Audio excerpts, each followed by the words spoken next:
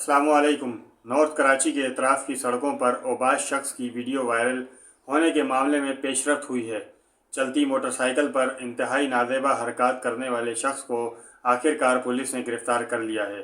गिरफ्तार ओबाश शख्स traffic police के अफसर का बेटा निकला है।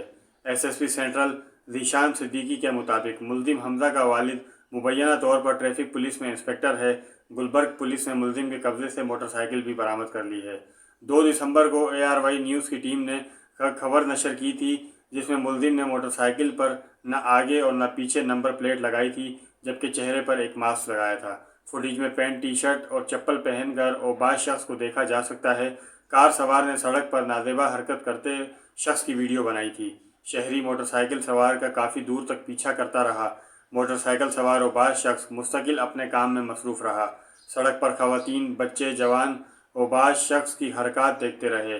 SSP सेंट्रल ज़ीशान सिद्दीकी ने कहा कि पुलिस की जानिब से मुल्जिम के खिलाफ मज़ीद कानूनी कार्रवाई जारी है और इसमें मज़ीद पेशरफ आते ही आवाम के सामने आगाही दी जाएगी। मज़ीद न्यूज़ अपडेट के लिए हमारे चैनल को सब्सक्राइब करें, लाइक करें और दूसरों के साथ शेयर ज़रूर करें। खुदा हाफिज़।